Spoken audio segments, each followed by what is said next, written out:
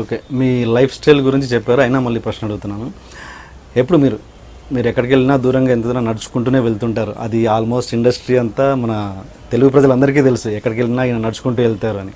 అంటే ఏంటి మీరు అంటే కారు అలాంటివి కొనుక్కోవద్దనా, లేకపోతే ఏంటి అసలు మీ మైండ్ సెట్ ఏంటి? నరసింహ గారు, ఎక్కడికి వెళ్ళినా మీరు నడుచుకుంటూ వెళ్తారన్నది జస్ట్ జనరల్గా మన సినిమా ఫీల్డ్, మన ప్రసాద ల్యాబ్, మన ఫిలిం నగరు, ఈ వాకబుల్ డిస్టెన్స్ ఏముందో, వాకబుల్ డిస్టెన్స్ ఇప్పుడు నా చిన్నప్పటి నుంచి నడుతున్నా సార్. నేను చాలా మందికి మీరు అంటే ఎక్కువ సినిమా ఫీల్డ్ ఇలా కనపడతాను కాబట్టి ప్రతిదీ నడుతుండేమో అనుకుంటారండి. లైఫ్ అంతా నడుతూ నేను సినిమాలు అడిగిస్తాను గురారు ఇన్ని బాగా పెట్టుకుని. అదేం కాదు, మీకు ఫ్రాంక్ గా చెప్పాను కదా, వాకబుల్ డిస్టెన్స్ నేను నడుస్తాను.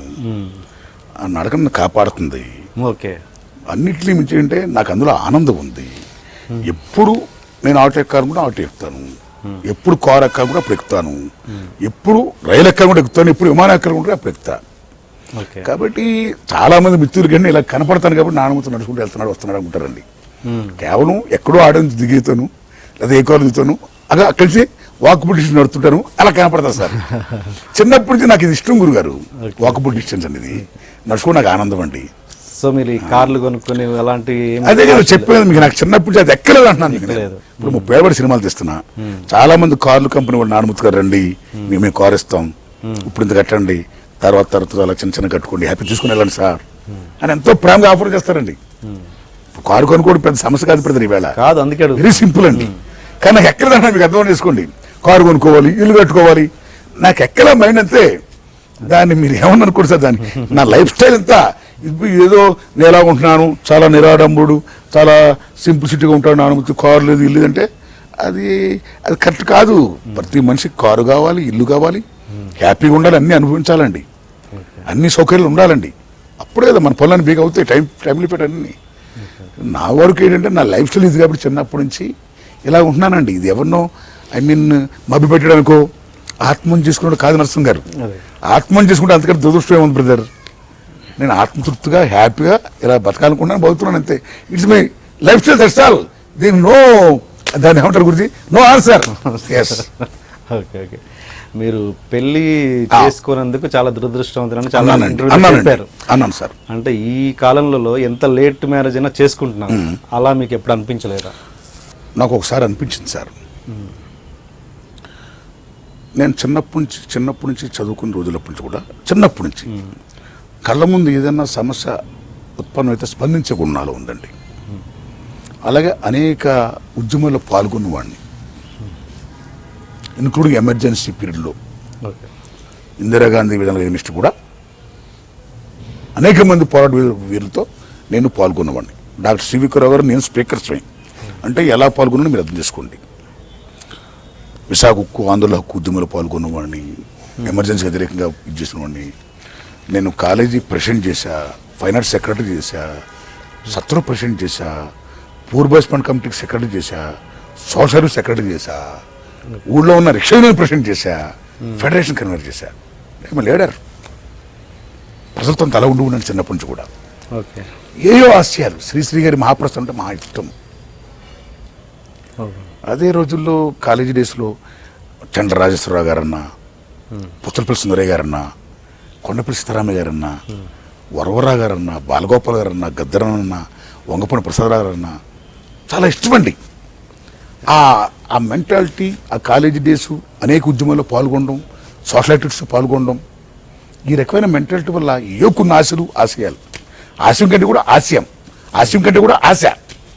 ఎవరో పలానా అమ్మాయిని పెళ్లి చేసుకోవాలనుకున్నాను, మా పేరెంట్స్ ఒప్పుకోవాలి. అక్కడ మా ఇద్దరు క్లాష్ వచ్చిందండి పేరెంట్స్తో. ఎస్ సార్, నేనేం లవ్ చేయలే, ఏదో ఇలా చేసుకుందాం అనుకున్నా. ఒక మంచి అమ్మాయిని, అది వచ్చిన అమ్మాయిని, పలానా అమ్మాయిని, వాళ్ళకేమో యాక్సెప్ట్ చేయలేదు కులపరంగా.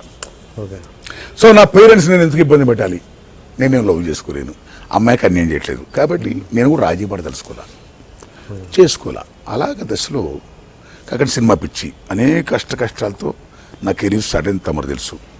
అక్కడి నుంచి ఎప్పుడు డైరెక్టర్ అవ్వాలా, ఎప్పుడు హీరో అవ్వాలా, ఎప్పుడు యాక్టర్ అవ్వాలా, ఇది కదా మెయిన్ నాకు. అలాగ వచ్చిన వాడిని రీసెంట్గా, ఇప్పుడు నాకు 62 ఏళ్ళండి.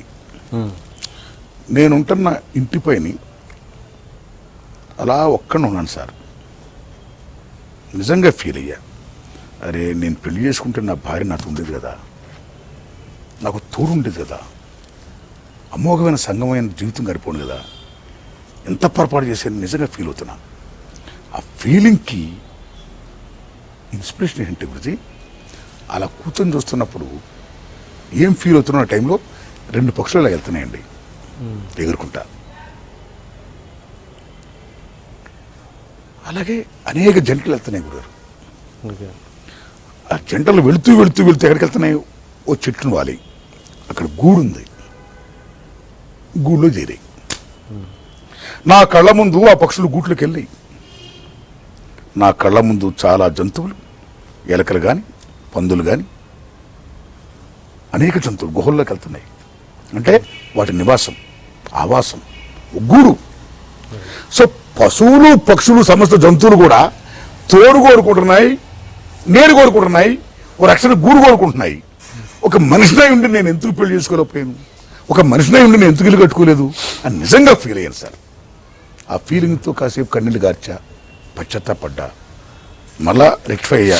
No regrets, there is God, happy, ముందుకెళ్దాం అనిపించింది. అనిపించిన దశలో చాలామంది అడిగినప్పుడు నేను సమాధానం అంటే కూడా నా విజ్ఞప్తి చేయదలుచుకున్న యువతకి, ఓ యువకులారా, ఎప్పుడో జాబ్ వచ్చినప్పుడే మనం డబ్బులు బాగా సంపాదించినప్పుడే పెళ్లి చేసుకుందాం, లైఫ్లో సెటిల్ అయిన తర్వాత అనే అవసరం మీరు రాకండి. ఏ వయసులో జరగాల్సిన ముచ్చట ఆ వయసులో జరగాలి. ఎన్ని అష్టకష్టాలు పడుతున్నా సార్, మీరు జాబ్ సంపాదించే టైంలో కూడా మీకు భార్య ఆ వయసు వస్తూ పెళ్లి చేసుకుంటే తోడు ఉంటే మీరు ఇంకా ఎర్లీగా జాబ్ సంపాదించవచ్చు. మీ కష్టంతో మీ నష్టంతో ఆ మహాతల్లి పాలు పంచుకుంటుంది. అన్నిటిని మించి మీ యొక్క జీవన సంగమం ఏమవుతుందో, ఆ లైఫ్ ఏమవుతుందో అమోఘంగా లీడ్ చేయొచ్చు మీరు. కాబట్టి మీరు ఎట్టి పరిస్థితుల్లో కూడా ఎప్పుడో జాబ్ వచ్చేదాకా ఆగి లేట్ అవర్స్లో పెళ్లి చేసుకోవద్దు. ఏ వయసులో జరగాల్సిన ముచ్చట ఆ వయసులో జరగాలి అని నేను యువతని విజ్ఞప్తి చేశా. అది బ్రదర్. కాబట్టి ఇప్పుడు ఏదో చాలామంది అంటారు అబ్దుల్ కలాం పెళ్లి చేసుకోలేదు, వాజ్పేయి గారు పెళ్లి చేసుకోలేదు, నువ్వు చేసుకోలేదు అంత. ఇప్పుడు వాజ్పేయి గారి గురించో అబ్దుల్ కలాం గారి గురించో నేను కామెంట్ చేయదలుచుకోలేదు, ఎవరి పర్సనల్ వాళ్ళదండి. నాకు తెలిసినంత వరకు గురువు గారు, జీవితం అనేది చాలా గొప్పది. సంగమం ఉంటేనే జీవితానికి ఒక అర్థం, పరమార్థం అండి. అదే పరిపూర్ణ జీవితం అండి. భగవద్గీత కృష్ణ పరమాత్మ ఏమంటాడు, ఎవడైతే యుక్త వయసు వచ్చిన తర్వాత ఒక భార్యకి భర్తగా, తర్వాత పిల్లలుగా నా తండ్రిగా, తర్వాత వాళ్ళ పెళ్లిళ్ళు చేసి బాధ్యతలు నిర్వర్తించి వాళ్ళకు పుట్టిన బిడ్డల మనవలతో ఆడుకుని ఓ తాతగా సంసార సాగరాన్ని ఎవరైతే ఎత్తుడో, ఈ జీవన సాగరాన్ని, వాడే మోక్షాన్ని అర్హుడు అంటాడు ఆయన భగవద్గీతలో. సో వేరే సంసారం ఏదో నాకు, నేను సంసార సాగరం ఎక్కడ ఇదే నేను. కాబట్టి నాది ఎక్కడ పరిపూర్ణ జీవితం అండి, అసంపూర్ణ జీవితం. కాబట్టి యువకులారా పరిపూర్ణ జీవితం అనుభవించండి. ఓ తోడు ఉంటేనే పరిపూర్ణమైన జీవితం అండి. ఆకాశం ఆడదు సగం. పార్వతీ పరమేశ్వరుడు సింబల్ కదండి, పార్వతీ పరమేశ్వరుడు సింబల్ కదా మీకు. ఈ కచ్చపేట మనం పూజించే శివలింగం ఏమవుతుందో సింబల్ ఆఫ్ సృష్టి కదా.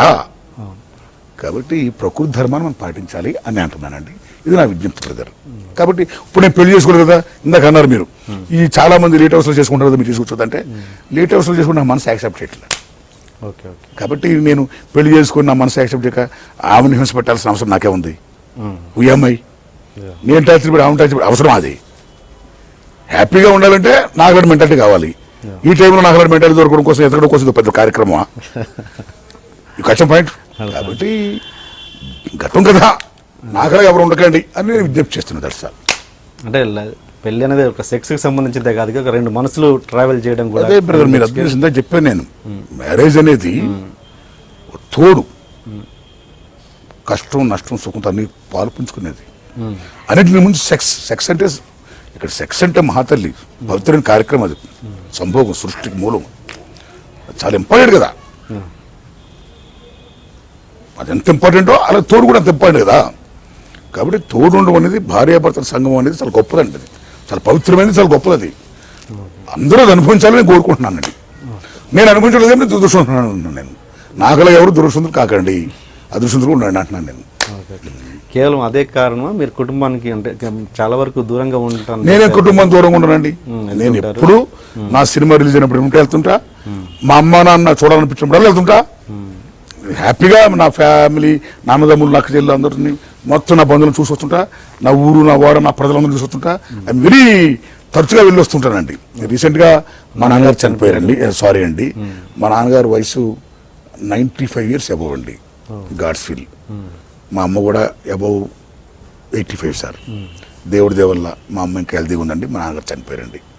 సో మా నాన్న మా అమ్మ గొప్పతనంటే, మా అమ్మ పేరు రెడ్డి చిట్టమ్మ అండి, మా నాన్న పేరు రెడ్డి చెన్నైనాయుడు. మాది రౌతుపూడి మండలం మల్లంపేట అనే గ్రామం అండి, చాలా మారుమూల పల్లె, బోర్డర్ టు ఏజెన్సీ. ఆ ఊర్లో ఫస్ట్ బీజేది నేనే. ఆ గొప్పతనం మా అమ్మ నాన్నదండి. గ్రేట్ అండి. ఇప్పుడు అమ్మగారు ఒక్కరే మా ఉంటారా? అమ్మగారు మా తమ్ముడి ఇంట్లో ఉన్నారు, మా అన్న ఇంట్లో ఉన్నారండి, మా తమ్ముళ్ళ ఇంట్లో ఉన్నారు. మా అమ్మ very happy, okay. Very happy sir. మీ విషయంలో ఏం ఇంటర్ఫీర్ గారండి.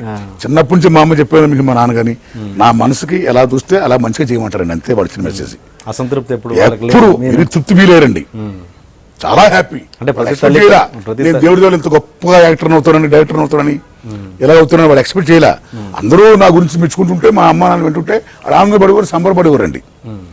So very very happy. కాబట్టి అంటే ఒక తల్లిగా అసంతృప్తి ఉంటుందిగా, పెళ్లి కాలేదు, అది అప్పుడు ఫీల్ అయ్యారు. That matter is over. మా బాబులు ఎక్కడున్నా సరే ప్రశాంతంగా హ్యాపీగా ఉండాలి. ఆయన నచ్చినప్పుడు నేను ఎందుకు ఇబ్బంది పెట్టాలని మా అమ్మ కూడా, మా నాన్న కూడా అడిషన్కి వచ్చారండి. That chapter is over. ఇప్పుడు మీరు ఓకే చిన్న బడ్జెట్లో కొంచెం ఇదవుతున్నారు కదా, మీకు కనుక మంచి బడ్జెట్ దొరికే ప్రొడ్యూసర్ మన సినిమా ఇండస్ట్రీ నుంచి కావచ్చు, బయట నుంచి కావచ్చు, దొరికితే కనుక మీ మేకింగ్ స్టైల్ మారుద్దా? మీ అంటే మీ సినిమాలో ఏమైనా మార్పు జరుగుద్దా? చూడు బ్రదర్,